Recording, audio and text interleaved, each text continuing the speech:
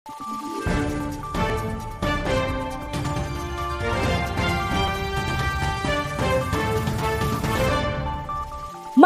araw, Pilipinas! Ito ang Valiente News hatid sa inyo ng Office of the Vice President.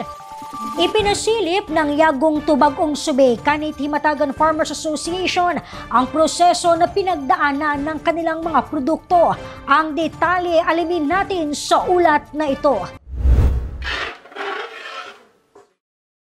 Matapos malagyan ng mga pampalasa, 3 oras na niluluto sa mahinang apoy ng mga miyembro ng Yagong Tubag-ong Subay Kanit Himatagan Farmers Association mula sa Lanuza, Surigao del Sur ang binebenta nilang chili garlic oil.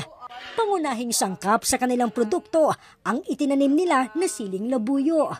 Matapos maluto, agad nila itong isinalin sa malaking lalagyan upang maisali naman sa mga grapon. Ang 120 ml na chili garlic oil ay mabibili lamang sa presyong 100 pesos. Maliban sa nasabing produkto, mabenta rin ang kanilang chili powder. Mahaba-haba ang proseso ng paggawa nito. Kailangan kasi na isalaw sa food dehydrator ang mga siling labuyo sa loob ng 12 oras. Kapag natuyo na, agad na isasalang ang mga sili sa pulverizer machine upang maging ganito ang tekstura. At pagkatapos ay maaari na itong i-repack. 100 pesos ang presyo sa bawat 50 grams ng chili powder. May binibenta rin silang suka sa halagang 100 hanggang 120 pesos per bottle. Ayon sa Pangulo ng Asosasyon na si Jason Husay, naging susi sa unti-unting paglago ng kanilang negosyo ang karagdagang puhunan na kanilang natanggap sa ilalim ng Magnegosyo Today program ng tanggapan ng pangalawang Pangulo. Ang 150,000 pesos na puhunan na kanilang natanggap ay ipinambili nila ng mga kagamitan. Kay pag-start yun na mo, ma'am, tulog yun dayon ka product mo, na gini siya dayon diretso. So, dili siya kung anam-anam. Sabay yun ni sila na mo, kay may among nauna-una ang dayon diretso.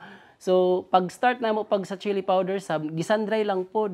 So, ang among problem nga na-encounter sa chili powder is, maitom siya kay ang dini sa bukid man gud suga kayo sa ubos, dini sa bukid ulan. Naanami karon kuan kining food dehydrator, oo, kining pulverizer machine, na may continuous band sealer, na ay food processor, unlike sa unang kuan gyud mano-mano lusong ra gyud ang gamit. Oo. So karon ang improvement niya, ang development niya is easy na lang gyud kaayo, ma'am. Dali ra kang gayud kaayo sa una magkuan mi gabi mabuntagan mi tungod sa kadugay.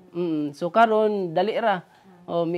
Even pag nanami even sa pagpanit sa ahos kinaana pod mi sa tagana garlic peeler nga machine.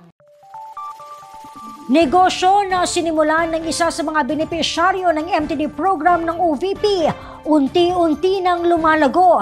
Mga miyembro ng asosasyon, may mensahe para kay Vice President Inday Sara Duterte. Ako si Claudette Loreto para sa makabuluhan, naninindigan at matapang na mga ulat at impormasyon. Maraming salamat.